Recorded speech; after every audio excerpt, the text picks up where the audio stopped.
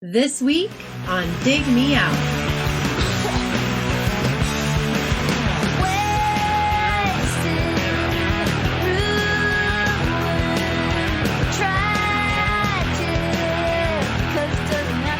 With your hosts, Jason Diaz and Tim Minichi. Jay, we're back again with another episode thanks to our Dig Me Out Union on Patreon.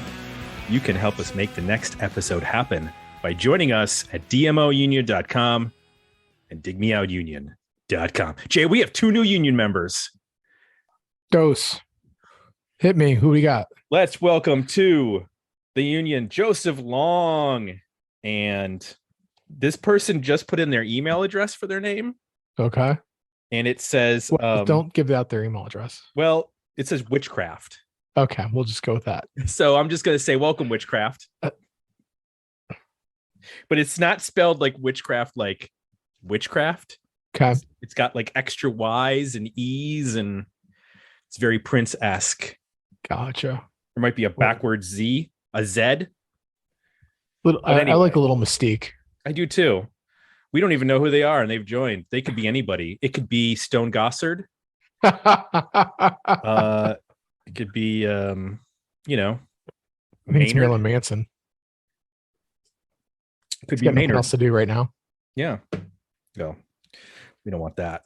Jay, we have a tournament to discuss. Our March Tournament of Champions. We need some tournament music. I do. I play tournament music. Okay. Some fanfare. I add some fanfare. I have Okay. Patreon fanfare, and then I have tournament. Like it's like a thunder. I know, it's very dramatic. So we had our March tournament. 27 albums entered. Only one made it through, and it was a doozy.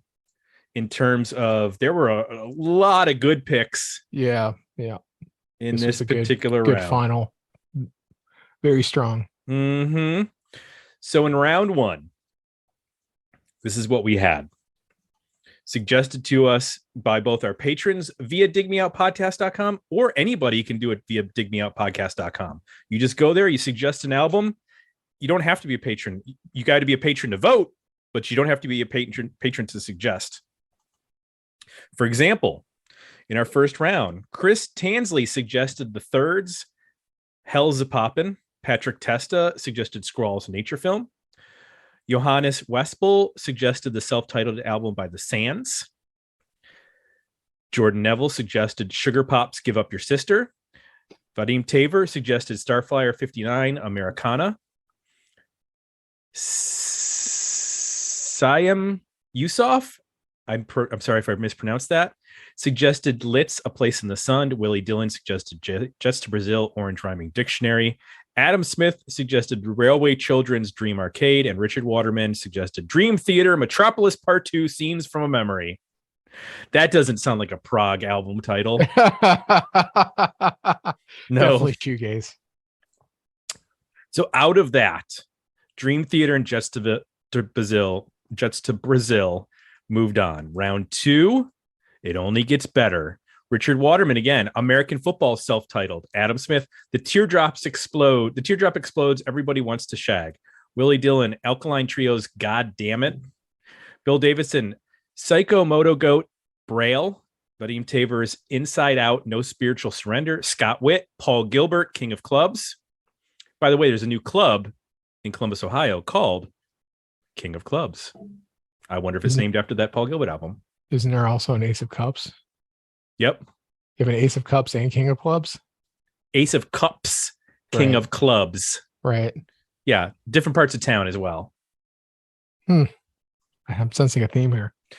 Kyle Bittner suggested Revolver's Babies Angry. Joe B suggested Rollins Band Come In and Burn. And Chip Midnight suggested The Outpatients Anxious Disease. From that round, American Football and the Rollins Band. So for our third and final round, Richard Waterman suggested various artists, The X-Men Files, the album, or The X-Files, the album, The X-Men Files, The X-Files. I love that movie. The X-Men Files. Remember The X-Men Files, Jay? Where it's the X-Men working in an office and they're just filing paper all day. I want an Office take on the X-Men where it's like they're just like doing geez. it to the camera comments and stuff like that. I'm surprised Marvel hasn't tried that yet as a Disney series. Oh, that would be great. Adam Smith suggests the Cocteau Twins, Heaven or Las Vegas. Willie Gillen suggests the Killjoys, Gimme Five. Scott Witt suggested the self-titled album by Pride and Glory. Vadim Tavers suggested Only Everything by Juliana Hatfield. Joe B suggested Everything I Touch Runs Wild by Lori Carson. Kyle Bittner suggested P by P. That's the letter P by the letter P. And Keith Badge suggested Swerve Driver's 99th Dream. And I believe that the Outpatient was in this poll as well because there was a mix-up in the previous poll, but it did not win. However, we did have a tie in this round. Cocteau Twins, Juliana Hatfield, and Swerve Driver all tied. So that means we go to a final of 7 instead of 6. Honestly, it wasn't close. So that's fascinating to me. So we've got a tie in the third round. Then we get to the final. So 3 of those records go forward. We get to the final. One of those records wins, and it's not even close. Mm-hmm. Now, a distinction here worth mentioning. In the first 3 rounds, you can vote for as many records as you want. That's true. The final, you can only pick one. Right. So it definitely shows when you only got one vote to cast, things start to separate. When your life is on the line, which one's it going to be? be? So our final round shook out like this. Dream Theater last. Tied for second last, American Football and Swerve Driver. Shocking. Yeah, I did not see that coming. For this audience, for our audience, I would have bet on one of those two. I mean, this was a really strong final. Yeah. If you had asked me at the start, I was going to say American Football because it's one of those albums that's like for sure very underground. I've never listened to them. I know that there's a lot of, underground respect for that record. So came into second last. Then that would have been the, if this was a pitchfork poll, that would have won. Oh yeah. But that's just how our audience is a little cooler than that. Well, I'm just going to say. Then at 15%, Rollins Band and Cocteau Twins tied, which is weird. Those are opposite ends of the music spectrum in a lot of ways. At 17%, Jets to Brazil, and then blowing the competition out of the water, Juliana Hatfield with 37%. Only Everything takes it. I did not see that coming at all. First of all, we've already done a Juliana Hatfield record, so I didn't expect people to be like, I want more Juliana Hatfield. Yeah. Well, season 1. This was a long time ago. It is. So I looked it up. It's been a minute. September 6th, 2011, episode 34. That was a lifetime ago. Jay, September 6th, 2011. To give you an idea, I went back and listened to that episode. I skimmed it. But at the beginning of the episode, first of all, we sound like we're on helium because our voices are so high. Apparently we've aged quite a bit in the last 13 years. That is weird. Second of all, we started out talking about Ben Bernanke and the Fed and inflation. Really? Yes. In 2011? Yes. Why? I don't know. I was trying to remember what it was. And I even said, we're recording this episode like 4 days before the episode drops. Yeah. And this might be irrelevant by the time it comes out. Right. Oh, it's not only irrelevant then, it's irrelevant now. Because I don't even know what the hell we were talking about. Well, I don't know. Inflation's pretty relevant. I mean, inflation's, yeah, it's always relevant, but 2011. Okay. So we had talked about Become What You Are, which is credited to the Juliana Hatfield 3, even though really it's just Juliana Hatfield. It's sort of like the Dave Matthews Band. It's still just Dave Matthews. He's got people playing with him, but Dave writes the songs or any of those situations. But we're doing the album after that. So that album came out in 1993. We're talking about Only Everything, which is the follow-up that came out in 1995. We talked about that record because in 2011, August, 1 month before, she put out a new record called There's Always Another Girl.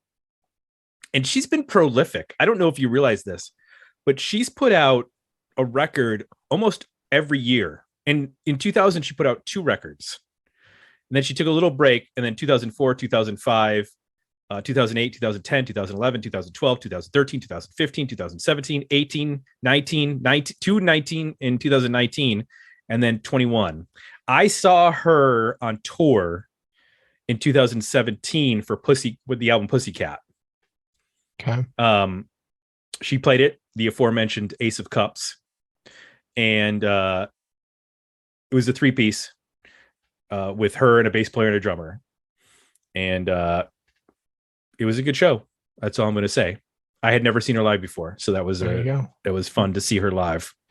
And I said I got to stand. Ace of Cups has a balcony. It's very small, but I got to stand at the front of the balcony and just lean, which is the best possible situation because the floor is even with the stage. So I wouldn't have been able to see her because I'm only like 5'9", and there were tall people there. So being at the balcony was like primo spot. Like I locked into that during the opener, and I was like, I ain't leaving this spot. Right. Smart. So have you ever listened to this record? I know you talked during the first episode that we did in 2011 that you were familiar with her. Yep. But you had not listened to a whole record, and doing that record was the first time in the 11 years, 12, 13 years since we've done that. Have you listened to any other Juliana Hatfield, or is this the first time returning to her? I thought we had done a Blake Babies record. Did we not do a Blake Babies record? No, we talked about him during that episode, but we didn't. I came in thinking I had listened to this record and some Blake Babies at some point, but maybe I'm mistaken. So if I have, it's not clear in my own mind. But I didn't come out of that and well, maybe I did, because I remember I think I've listened to the new record maybe briefly. I think I've sampled some stuff here and there, and some things have come up in playlists, but I don't recall doing like a deep dive where I came away like loving any particular record. Right. And in addition to all those solo records I've mentioned, she also has a crew with the Blake Babies, both before she went solo and then they reunited and made a record. She's also done duet records with Paul Westerberg. So she was a member of the Lemonheads for a while. So she has been a consistently busy musician, even though you don't necessarily, hear her touring, constantly or anything like that. She's always making records. Vadim, who suggested this record, he said, "This is peak Juliana Hatfield. Great songs, great production, and the guitars rip." Some comments that we got from the patrons. Andrew O.C. said, "Juliana Hatfield is such a treasure." Jeremy Amend, he voted for P, which I do think we got to get to that album. And it's such a weird record where you have like, is it like, I think like Johnny Depp is on that record with the Buttholes, giving Canes and the Butthole Surfers, and yeah, it's like their project. Yeah, I remember when that came out. I do too. It was, yeah. Basically, you could get away with anything at that point. Yeah, labels would put anything out, and I think that would have been post when Butthole Surfers had that radio hit, right? So they were getting some leeway too. Like, here's some money. What do you want to do with it? Yeah, exactly.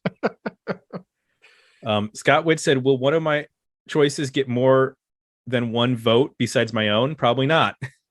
Love me some Juliana Hatfield. I really like this album, but from my record store days, I don't think it did as well as expected. Don't know if it was because the college rock had gotten so popular or if it was lost since Atlantic had become their distributor. So this was released on Mammoth, which was an indie, but it was distributed through Atlantic. And I should mention, this was released March 28th, 1995. It was recorded at Fort Apache, which is where a lot of records were made in the 90s. Colderly and Slade.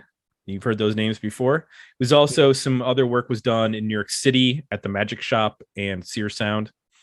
There are 14 songs on this record, but if you get I think there's like a remastered version extended version with like 3 bonus tracks that you can pick up. Juliana Hatfield plays all guitars. She does the vocals. She plays bass on most of the record. She plays piano on about half the record, and she plays regular piano and then Wurlitzer piano. She plays mellotron and something called hand beats, which I'm guessing is just clapping. Josh Freese plays drums on about half the record. Yeah. Mike Levisk. I don't know who that is. He plays drums on the other half. And Dean Fisher plays bass on the songs that she does not play. There's also a theremin on track 4, Dumb Fun, that is played by Walter Sear, who Sear Sound that I earlier mentioned, that's his studio. So apparently they needed to go down to his studio and use his theremin for that song. As you would. Yes, exactly. And this was this did okay. 96 on the Billboard 200, 59 on the UK album chart, but definitely not a breakthrough record the way that maybe some people thought this was going to be a breakthrough record. It did get pretty good reviews when it came out, 7 out of 10 on Spin. Only has a 3 out of 5 on AllMusic. It's interesting.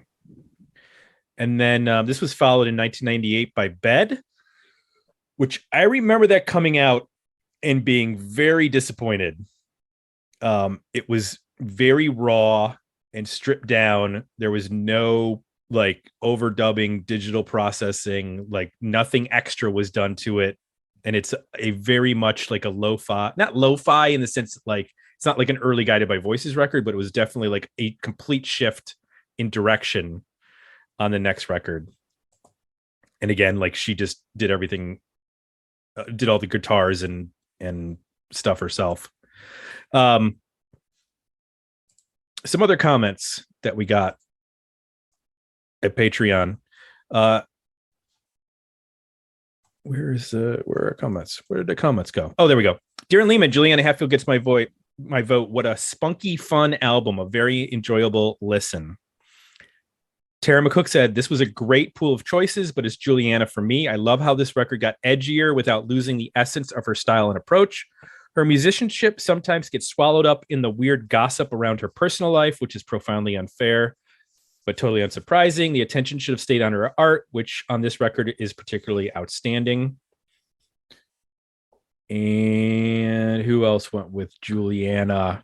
I don't know anything about the gossip, so this will just be a music conversation. Well, because she had been in the Lemonheads with Evan Dando, there was all this like dating rumor type stuff.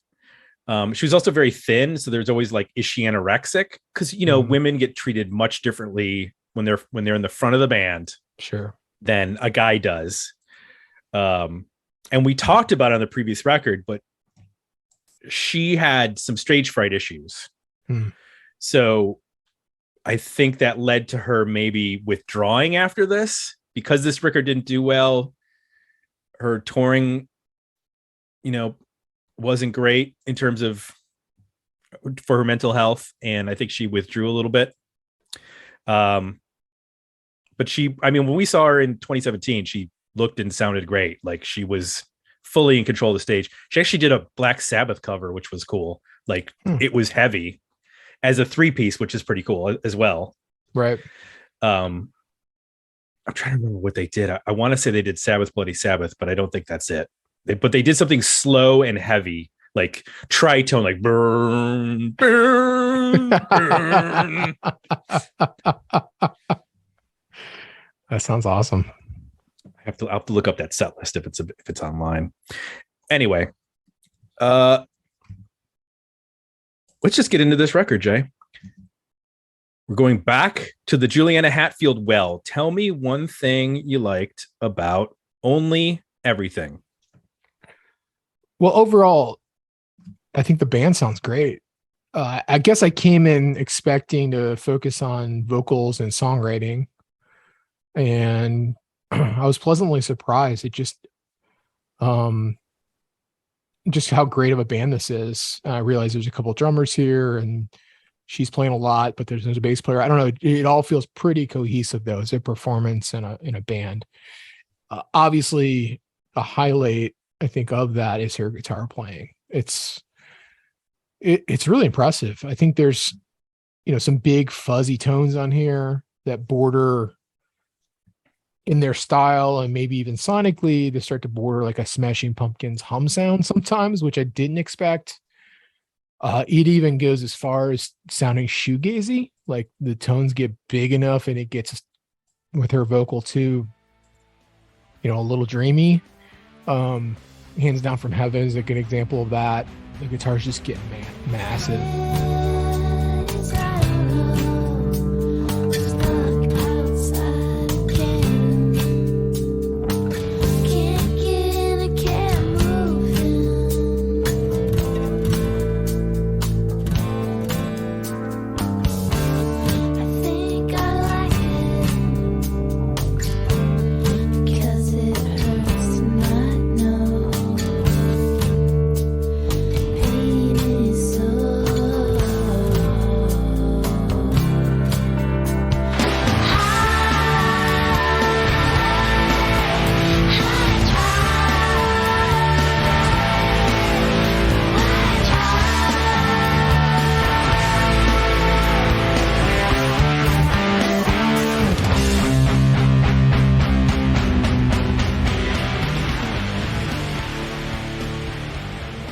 So there's a lot of strong melodies and riffs from the guitars. What a Life is a good example. Dying Proof.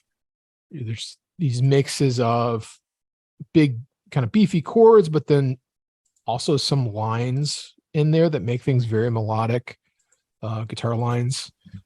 I really love the tone. There's also some parts where the guitars are really the hook. So I think Dumb Fun is a really good example of that. There's those fuzzy bends. To me, they're the memorable part of the song. That and the interplay between that and the dynamics and the vocal is really, to me, kind of what makes the hook of that song. And then there was a couple other surprises, playing off of, I think I'm coming into a, sort of songwriter vocalist record. And I'm surprised that there's some stuff here that fits that mold. It works. So I think Universal Heart is a good example. Heartbeat. Of piano and vocal driven song, pop songwriting works really well. Solid chorus. But there's some other stuff, like I mentioned earlier, that kind of steps away from that pop format. Simplicity is Beautiful is a good example. Hand Down from Heaven is another example I mentioned earlier, which they get into this big, dreamy, atmospheric, fuzzy music with this breathy vocal over top that's almost ethereal, or it's just more of a soundscape, I guess. And I guess I would equate it to, I mentioned shoegaze, but it's kind of like accessible shoegaze. It's not as heady and maybe some challenging as what you consider a traditional shoegaze song.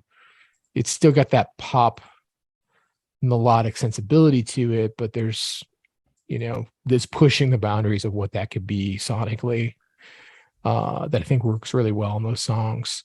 And there's some rockers on here too. There's just some songs like What a Life and Okay where they just come out swinging. The energy's up, the tempo's up, they're riff driven, they're guitar driven. There's also, some just high energy drumming on it that works really well. So there's a couple songs like that really, again, pop out of that, songwriter vocalist kind of box, and they're just good rock songs. I would equate them to maybe like a Verve Assault, sort of sound. So yeah, there's some steps outside of maybe what I expected that work really well, that it surprised me. And there's some stuff that kind of in that box that works well too. So there's a good amount of variety here. I think that's from a songwriting and just overall presentation format, where she's pushing the boundaries a little bit, that and still, having it hold together and work together. Wow. So yeah, so for me, it's great guitars, great band sound, great production, and some left and right turns that are pretty fun. What worked for you? Well, I mentioned it in the first episode that we did on her 12 years ago, that this is where I discovered Juliana Hatfield, because I remember we got the CD single for Universal Heartbeat. That was the first single that went out to radio. And that, I looked it up, that actually went to number 5 on the US alternative chart and number 84 on the overall US chart. And number 65 in the UK. But that, I heard that song and I was like, this is cool. What is this? Because I wasn't really familiar with her. I think I'd heard Spin the Bottle and My Sister, but that was still kind of like, there was so much going on that I didn't have everything locked down to who everything was. So when this came out, I was like, I'm getting the CD as soon as it comes out. And I did. And then I heard What a Life. And I was like, this is my new favorite CD. So I have really loved this album since it came out. And it's exactly what you mentioned. It is the sweet of her vocal with the rough, sour guitar that is such a great balance on this record, that you get this, like you said, like a Smashing Pumpkins-esque Veruca Salt, big guitar, big riffs, like in Fleur De Lys, that like that sounds like it could be a Pumpkins riff.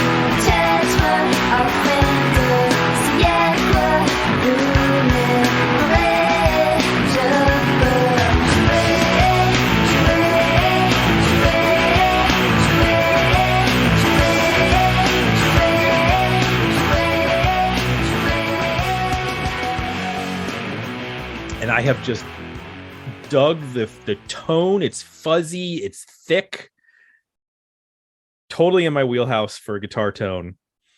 And then she comes up with really great lyrics. A heart that hurts is a heart that works. It's very simple, but it's a great hook. Yeah. And there's a lot of them on this record. So that's the main thing for me, is like her vocal, in contrast to how big and nasty a lot of this sounds. I like that you mentioned the on the back half, it gets a little slower, but it doesn't get less interesting to me. There's a lot of interesting guitar stuff that you mentioned, the shoegaze aspect. There was stuff that reminded me more of like the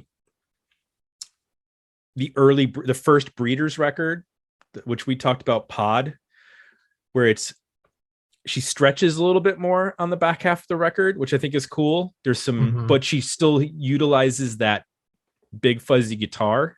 So you get like American indie rock combined with UK shoegaze.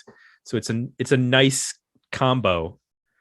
And I'm always impressed to know that there are some tough riffs to play while you're singing. Like if you the hammer-ons that are happening in What a Life, that like doon da doon da doon da doon da, imagine trying to sing while you're playing those. I mean, that's not easy. Yeah. I love those in Dumb Fun. You mentioned them, those little bends that happen. Very cool. And there's a lot of little cool guitar parts throughout the record, either with leads or riffs. She covers a lot of ground, and it does sound like a band. Like, even though this was, multiple drummers, she's playing bass on some songs, which means there's definitely overdubbing happening. Having another bass player also play, like it sounds like very tight, and these guys played together, which they really kind of didn't. I mean, on looking back at Become What You Are, yeah, it's a completely different band. It's Dean Fisher and Todd Phillips on bass and drums. So nobody who was involved in the previous record is on this record. Wow. Even the producer. She went with a different producer for this, which I'm glad, because they did a great job I mean, those guys worked with like Dinosaur Jr. and Buffalo Tom. So they know how to make indie rock sound good, especially Northeastern New England indie rock. They know how to get the guitar tones right. And I think that's what is the step up. Like, there's a lot of acoustic guitar and leaving her vocal out to dry on the previous record. Whereas here, paired with such a big noise, it really makes it pop for me. But it doesn't pop in a way that's like overtaking the song. It's just because of the frequency ranges that they're in two different areas that it's so clear what she's doing, as opposed to if it was like a pop production where the vocal was jacked up really loud and you couldn't really hear the rest of the band. So I would love to hear Taylor Swift try to pull off a record like this. Oh my goodness. Like Taylor Swift just backed by the National, and the National doing like early National where they rocked out. Like, give me that. She likes to record with those guys. Those guys have been on like the last 3 records of hers. So rock the fuck out. Yeah, the nerd out on the tone here a little bit. I think why it works is it's so warm still. So there's like a complimenting of her voice, and also it blends with the dynamics of either using an acoustic or a clean guitar, or there's even a couple parts on here where you just hear they just cut the amp out and you just hear the guitar strings playing on the, you know what I mean? There's like something about the tone, the warmth, the use of fuzz, and then the way they meld it with the other stringed instruments and her voice to where it just feels warm and fuzzy and comfortable. It doesn't feel like, it has a ton of weight behind it, but it doesn't feel abrasive, I think, in a way that I think produced by lesser talent could happen, where it would suddenly feel like, oh wait, you're throwing all these like cheesy big guitars on here and it's like clashing with the singer and not working quite right. Like there's still this warmth to it that complements her vocal style that, yes, I agree, like it would be really cool to see a contemporary artist like Taylor Swift take this kind of approach and like try to make a sound similar to this, because I think it could work really well. Because it still feels to me, despite how big it is and how weird sometimes the riffs can be, or they're not all straightforward. They're pretty they can get pretty complex. Her melodies at times can get complex. She does some stuff where you don't quite know where the rhyme's coming. You think and then you try to like, oh, she's gonna go here and she doesn't go there. So there's some like deceptively complex things going on here melodically and vocally, guitar wise. But yeah, there's some special magic there, I think, in the tones they picked and how they produced it and how they bring acoustics in and they bring the big guitars in and all that works really well. This record's over, finally, much too good for me. Guitar murder, be a hero, jump in front of a gun. Get the ice, bad appetite, love to have the blues. Your true love is fucking around, and we had such fun.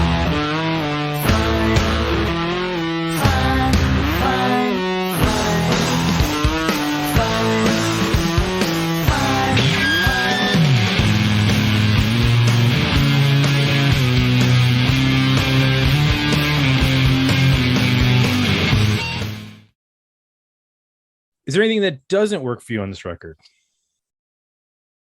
Well, I think when the guitars get big, I'm not sure that the vocal consistently delivers. So I think when they get into that kind of bigger shoegazy space with the big guitars, it's great. I think songs like What a Life still work because I think the guitars are so strong that they just carry it.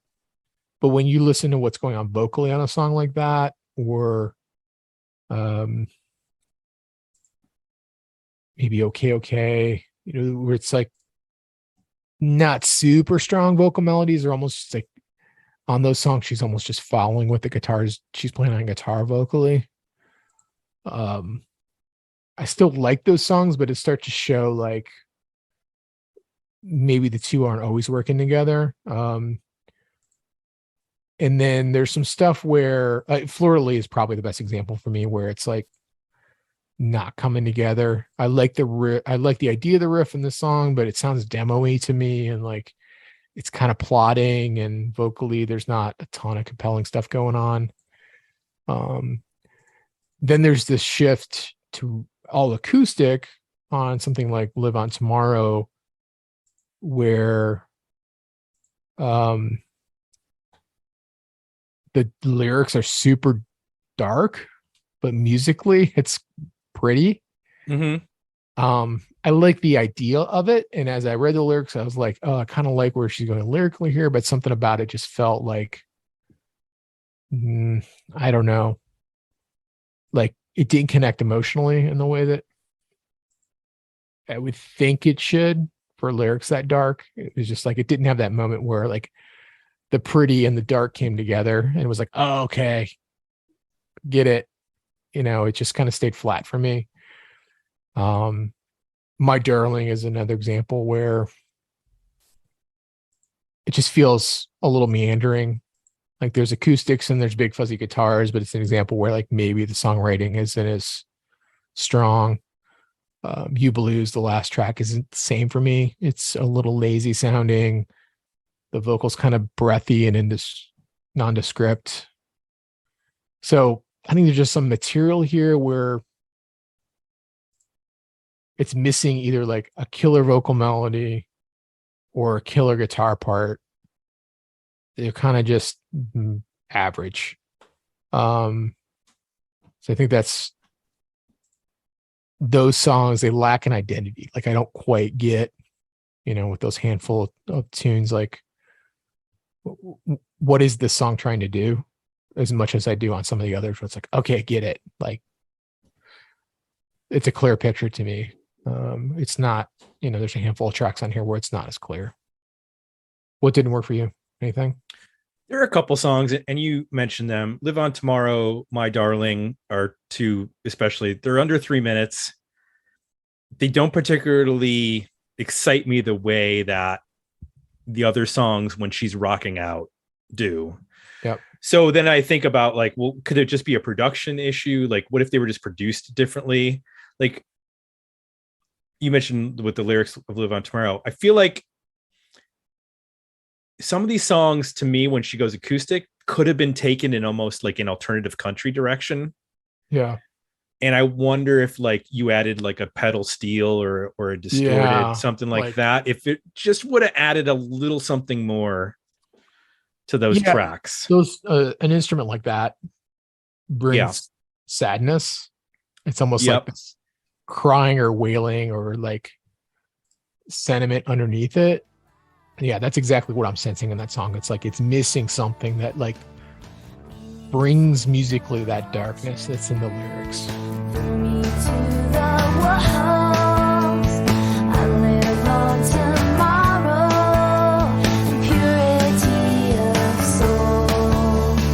Dump me in the ocean, tied to a piano, but you forgot to rip my heart out before you let me go.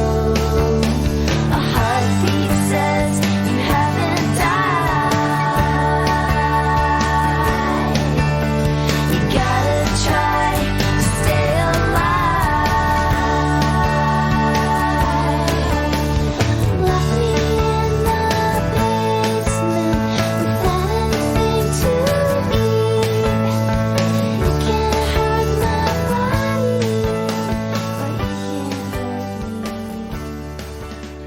And there's a couple songs which are slow and they do well.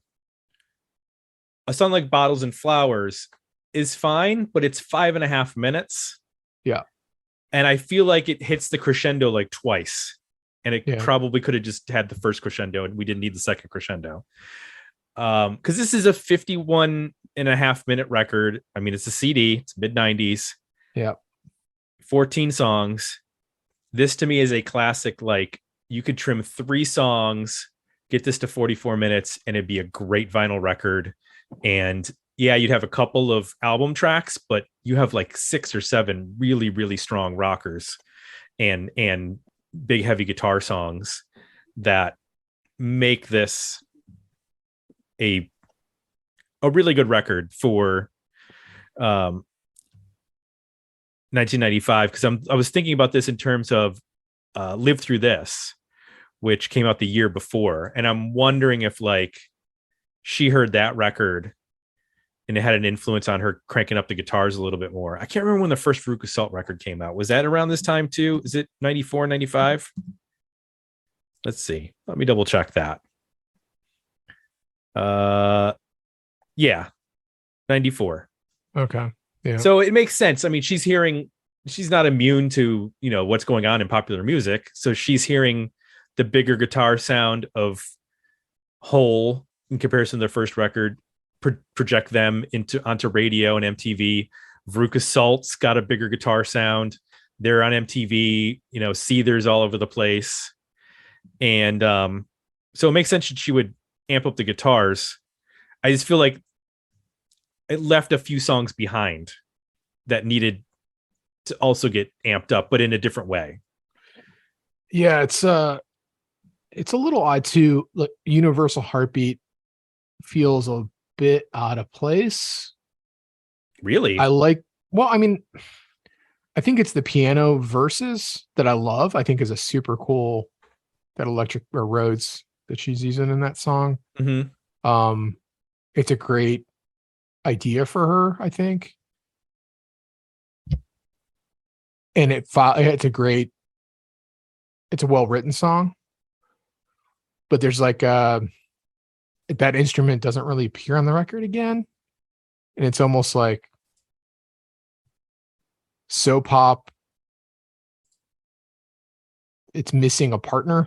Like, it'd be interesting if there was maybe a little bit more of that song on the rest of the record. So maybe on something like Live On Tomorrow, or, yeah, any, My Darling or something else where it could take on a bit of that character. Mm-hmm. Do you know what I'm saying though? About because that's the only one with the Wurlitzer, which is a cool sound. And it would be nice if that came back, because the rest of the record is so guitar heavy. Yeah. It's a bit of an oddball in that way. I mean, there's piano credited on tracks 1, 5, 7, 14, and Mellotron on 12. Huh. So, but I feel like those are more for sort of color, rather than standing out. That's what I kind of always, Universal Heartbeat has quiet verses and loud choruses. It's a very predictable formula. I think it works, and I think it would have been cool to maybe utilize that another time. But yeah, I don't have, like I said, this is my favorite Juliana Hatfield record. I bought it the day it came out. So I don't have a lot to complain about with this record. I feel like I do have a better appreciation for the production now than I just knew it rocked. Yep. But I didn't really have a finger on like, why is this sound so cool? But now, especially hearing it with like really good headphones, as opposed to my Discman headphones from CVS that I bought for $5 in 1995, I can hear a lot more of what's happening. Well, even just, I think time, it's I think at the time it would have been easy to just, it sounds like a rock record, but with the amount of music we've listened to since, I think we're able to pick up on the nuance of how they're capturing a rawness, and a warmth here that makes it feel very real and human. We've listened to a lot of process rock since then too. So we know what the other side sounds like. So when you hear rock records that sound real, human, vital, like now with a little bit of time and distance, they really resonate. I'm curious what her setup was for this record. I was checking the Wikipedia to see, like, sometimes they list like what gear people play, but it doesn't say. I'd probably have to do some Googling to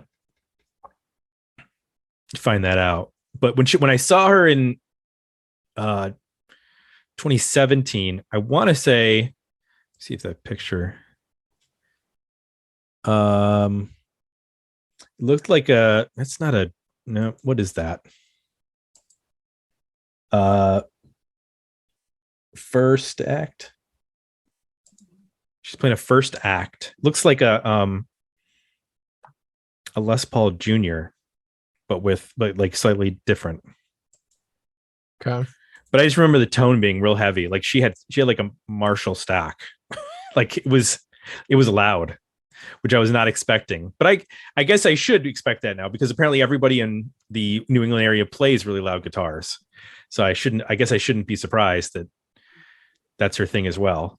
So the pictures, if you just Google 1995, she's playing mostly Les Paul. Okay. Les Pauls. There's maybe there's an SG in one photo.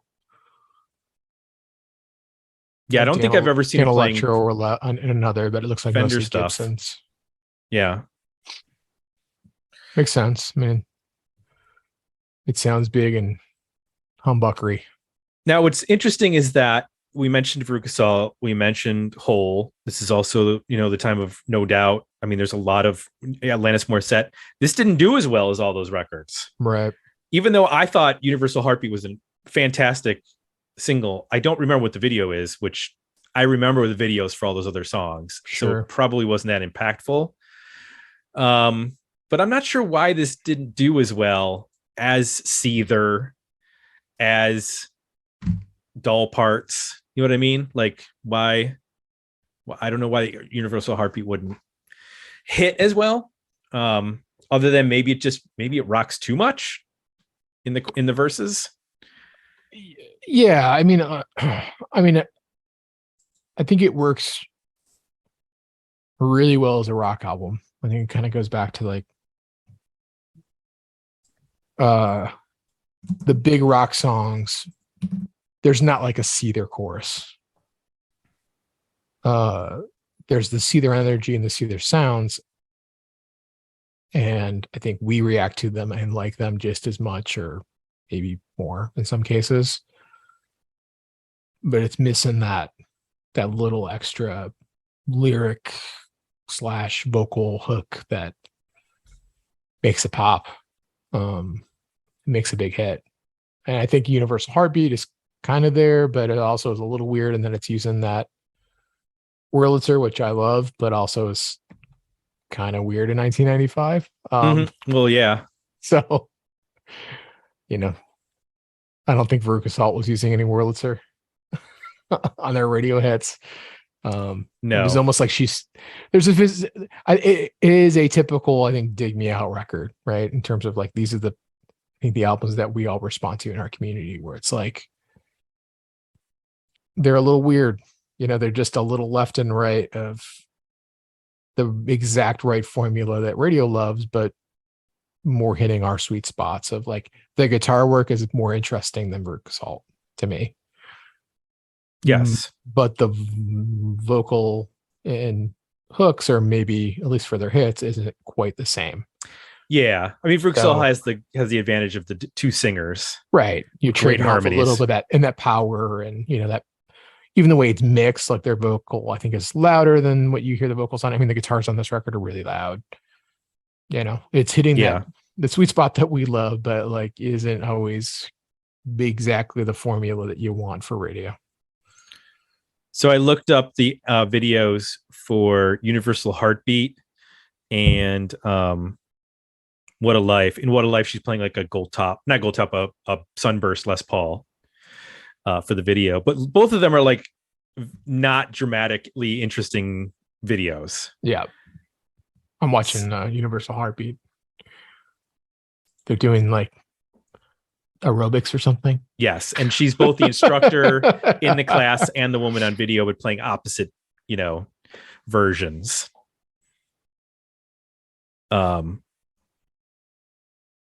So yeah, not sure about that concept. did you look at the album cover? For this album? Yeah. Yeah. Doesn't give you much. No, I mean, I like it artistically. It's nice, but yeah, in terms of, does that look like a big hit record? No. no. I mean, doesn't have, I mean, again, let's go back to Rurik Assault. Like it lacks personality, intrigue. Like, Well, it could be any genre. yeah, right. You know what I mean? Yeah. Also, for some reason, that font makes me think of like a 90s TV show. Like it looks like the font for The Real World or the handwritten My So-Called script thing. Life or something like that. Yeah. Which she was on My So-Called Life. So Oh, wow. yeah, she played an angel in like the Christmas episode. A homeless angel, I think, was the thing. Yes. Handwritten fonts were very popular in the 90s. Yes, they were. Because it was Blame cool. Stone Gossard. Wasn't that him who handwrote all the liner notes? Yeah. Yeah. Please don't do that. Ever. Anybody. We just want to read who produced and mixed and stuff I'm pretty like that. sure that started there. And then everybody copied it and everything was handwritten after that. So where do you land on this record? Worthy album, better EP, or decent single? Well, I'm with you that it could use some editing. I don't know that it needs to be 50. It's not a 50-minute record to me. So I definitely could trim it. I would love to see this at 40 minutes or under. It would be a great vinyl record with a couple tracks trimmed. I'd even let some of the longer songs be like Bottles and Flowers be longer, and I'd rather just cut a couple tunes. That said, I'm still going to come in a worthy album. I think it's also a bit of a grower for me. I felt my first couple of listens, it was like, into the guitars, but not quite into the songs. But the more I listened to it, I felt like I was able to start to connect to the songs better. So I could see that continuing to play out as I spend more time with this record. So I'm going to go with worthy album. I could trim either Fleur De Lys, Live On Tomorrow, My Darling, Are You Blues. Pick two of those and drop them, and I think it would be even stronger. Where you at? Worthy album. I'm actually surprised. I thought you were going to go with better EP, but I'm glad to hear that you went with a worthy record. Yeah, I would trim this down to 10 songs, and I would, turn this into a vinyl record, 5 on the front, 5 on the back. And I'd like to make this 2 distinct sides. Like I would put all the rockers on the front half of the record, and then you flip it over and it's heavy, but it's slow, and it's got a very specific vibe to each side of the record. Yeah, the sequencing is a little weird. Yeah, I think Fleur De Lys is not a good second song. I think Live On Tomorrow is oddly placed. No, that Fleur De Lys would be like the last song on the first side. Yeah. And I'd have Okay and Dumb Fun, or Okay up there with that. And then so I'm gonna go with I think with your idea too, Universal Heartbeat would probably feel more like a centerpiece to the more chill side of the record. If you did it that way, like it would feel like a good mix of both. But yeah, I think some sequencing would help a ton. Well, we need to thank everyone who voted, everyone who suggested, and thank Vadim Tabor for his suggestion of Juliana Hatfield. Glad we got to talk about this record. It's interesting to talk about a record by the same artist we talked about in season 1. This might be the longest stretch between 2 episodes of the same artist. I'll need to double check that. I know we did Ammonia and then Ammonia, but those were closer together. We've done 2 Paw episodes, but those were much closer together. Well, it would have to be. I mean, just based on this is the most recent episode, and this is episode the first one was episode 35, so you'd have to find something before episode 35. Well, We've maybe we done could find to another Zumpano record. Would you like to do that? kind of interested in what we said about that. Oh, we did not like it. Oh, we didn't? No. Or what was it? Wool? We could. No, there are no more Wool. Oh no, I think there is. There's another Wool album. We could do another Wool album. It's either an album or an EP. You'll have But I to. know they had Somebody will another have to release. suggest it. You'll have to win. Yeah, that, and I'm trying to remember the really early ones. Fossil. They didn't have Yeah. another record. No. I think we did this band called Failure pretty early on. True. And Swerve Driver actually was very early, as Big Wreck was as well. But I don't think we can do. Well, we anything. had a chance of doing another Swerve Driver record, so Right. Swerve Driver's got a lot of coverage here. yeah. People can give a Swerve Driver a little break. I thought for sure that was going to win. To be honest with you, I thought that or American football was going to win. What are we going to say? Yes, these have awesome Right, guitars. Right. We've talked about this before. We would have found something. Have we tripled up? Have we Have there done a been- band 3 times? Yeah. I thought we had just done that recently. I know we've done Powderfinger twice. I know we've done. Of course we have. Just in the Right. grand scheme of things, I love that's one of the bands. That's one of the bands. Just that tells you everything you need to know about this podcast. Well, we had a Local H review episode, and then we had a Local H interview. So I don't know if we count that as, we wouldn't count it the same way. It would have to be an alternate category. We did 2 I Mother Earth albums, right? Yeah, that's right. Again, of course. Those are we probably have. pretty far apart. Yeah. We've done. I know there's some other ones. I'm just blanking on them. But I'm scanning quickly here to see if there's. while you do that, I'm going to let the people at home know. Yep. They can be one of the people that suggest a record simply by going to digmeoutpodcast.com. It's unbelievable. You just go there, you fill out a form, you put in the album title, the artist, maybe some notes, and you can send it in. And then our patrons, which you can join at dmo.com or digmeoutunion.com, dmounion.com, digmeoutunion.com. That is the place where we vote in polls for not only our monthly album tournaments, but also for when our patrons suggest a record. We do our polls for that.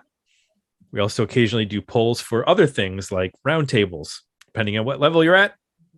You can also read the box newsletter there, which you can sign up for at our website.